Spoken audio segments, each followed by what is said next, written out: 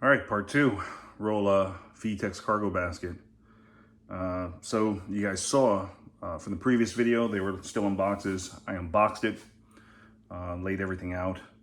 I actually inspected the materials, make sure that they were in, I guess, decent working order. There wasn't any crazy bends or gigantic dents in the product. In case I had to return it, everything checked out fine. There's some slight blemishes on the products, but it's nothing that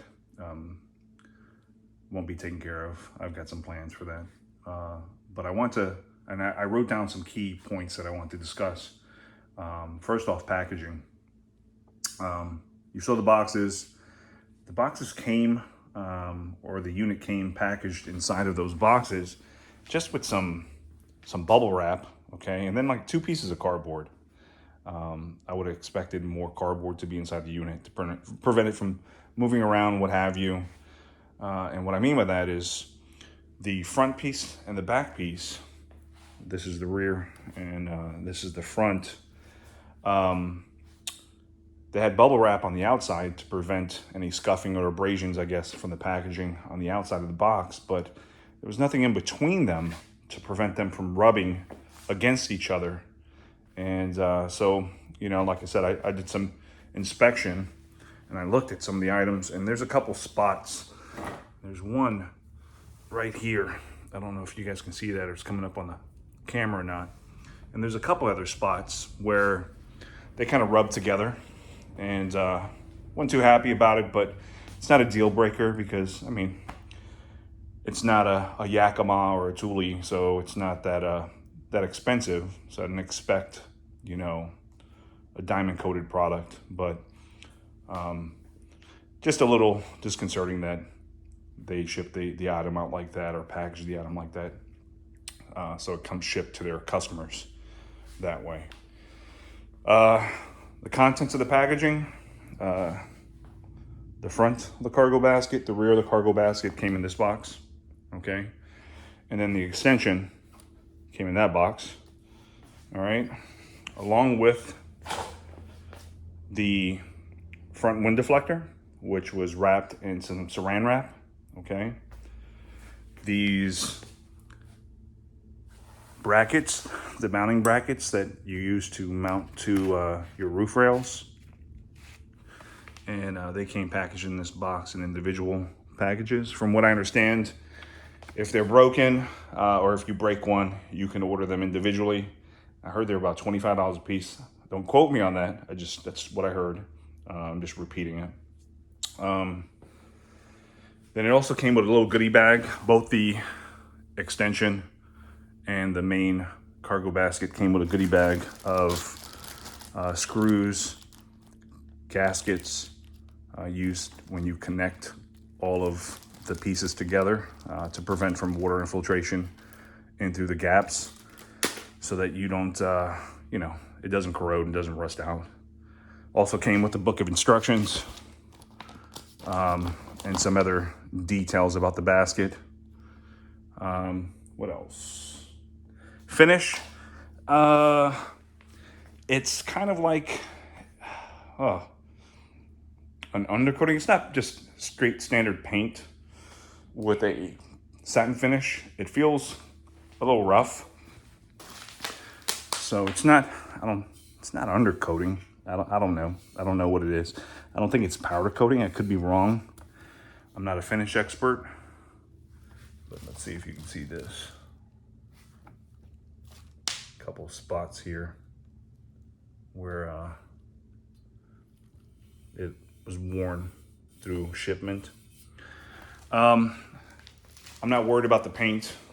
What I plan on doing, I already ordered some Duplicolor, and I looked at my paint code. I think it's 1G3 for Toyota 21 Toyota Highlander magnetic gray metallic, and I got the Duplicolor. It comes in tomorrow, I believe, from Amazon, and I plan on spraying it to match the car. I also plan on removing the stickers on the rear, which kind of wild.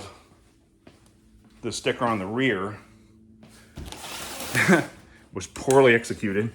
I mean, that's This is the sticker, and it's it's crooked as hell. So I don't know. Maybe the guy wasn't wearing the guy or gal wasn't wearing their glasses, but that was poorly executed. And then the sticker that's on the wind deflector has some bubbles in it and some lines through it. I don't know what that's about. I don't know if you can see it, but there you go. But these lines and what have you just make the sticker look ugly. So my plan is I'll take the basket, I'll apply a stripper. I'm not gonna actually take it all the way down to the paint or down to the metal, but I'm gonna paint it, color match it. Then I'm gonna color match this plastic wind deflector in that midnight or that magnetic gray metallic. And I'm gonna put a 3M reflective black Toyota sticker across it. So it's gonna be basically that gunmetal color with a black Toyota 3M reflective sticker across the front. So it's gonna look as OEM as possible. You know, I understand that some individuals like to keep it the same color, would keep it black, and it kind of makes it look rugged. But I'm looking for something that's a little bit more refined, not so rugged. That's why I went with this basket. Doesn't look so industrialized. And so on to the next topic. Fit. All right, so I put all the pieces together, right? Everything fit perfectly. They fit in all their joints. So these joints, because they go together, everything fit perfectly. All the screw holes for the hardware matched up. So I've heard some stories where individuals were taking a hammer or a rubber mallet and having to beat the basket into place to get all the holes to match up so they can put all the hardware in. Doesn't seem like I'm gonna have that problem. I don't know, maybe it was a quality control issue in the past, but not so much now, because some of these reviews that I saw were a few years old. All right, so I put it together, I fit everything together, made sure everything was matching, so that if there was a problem, that I can send the product back and wouldn't be an issue. I did look over all the welded joints, and they look pretty decent. I mean, they're not perfect. Nothing crazy stood out where they look like they were separating or they were going to separate, where it doesn't look like a stable weld. Everything looked like stable welds across the board. It's pretty robust. It feels strong in the hand. It's not that heavy. I thought it was going to be heavier. I read some reviews where somebody was saying that the basket all in total was like 70 pounds, which is not correct. It's not. But the fit and everything fits well together. And you shouldn't have an issue with the fit. All right, clamps that came with it. It came with 4 clamps, okay, that you mount on your roof rail. These are clamps. All right. So this is, I guess, the spacer that actually connects to the bottom of the cross members or the cross rails. And I thought it was rubber, from the reviews or from the videos that I've seen or the pictures that I've seen in regards to this product. I thought it was rubber. It's really a hard plastic. So it's not going to give, and I'm looking at quite possibly taking some rubber, lining this with rubber. So when it sits on top of the rail, it doesn't slide, because it feels like if you don't cinch it down tight enough, that it's going to quite possibly slide across the OEM rail, maybe with some weight in it. I don't know. I'm just speculating at this point, but it is hard material. It's probably some type of plastic or what have you. I could be wrong, but. So this actually sits down on the top of your rail, like so, right? Like this. And then you have these squares up top, and then this metal bracket with these squares, okay? And they fit into each other on top of the rail. And then you have this U bracket, okay, with a piece of rubber tubing on it that fits underneath, like so, okay? And sandwiches your roof rack together to hold it in place, all right? And then they're cinched together with these nuts. And of course, they just screw on, all right? I wish that they had come with some type of cap. So when you screw these on, I wish they had come with some type of cap, because when you screw them on, the top of the bolt is exposed. I wish they had like a rubber cover that came with it, just in case if you're setting a bag inside the cargo basket that and you slide it, it doesn't get caught on here, it doesn't get ripped on there. We'll see when I actually install it if that's going to be an issue. If so, I can just put some tape on it for the time being, or get some rubber caps. There's a couple companies that make them out there. All right, so those are the clamps. There's 4 of those, and they seem well designed. I like the fact that the bottom bolt or bracket portion actually has this rubber on here, so you're not marring or scratching up the finish on your roof rails, because that would suck. So those are the clamps. Dimensions. All right. So I've been to numerous websites, right? And some of the websites actually are listing the basket's internal dimensions, and some of them are listing the basket's external dimensions. So I went out and brought out my trusty measuring tape, and I measured the dimensions. I wrote them down here. All right. So internal wise, right, for the basket itself without the extension, it's 48 inches internal front to rear, 37.5 inches from left to right, side to side, and then internally it's 4 inches deep. So if you load it up, your items are only going to be 4 inches deep inside the basket. External wise, it's going to be 55.5 inches front to back, 40.5 inches left to right in its width, and then 5 inches external height. Okay, that's not including the brackets once they're on the cargo or your roof rails. So this is just the basket itself.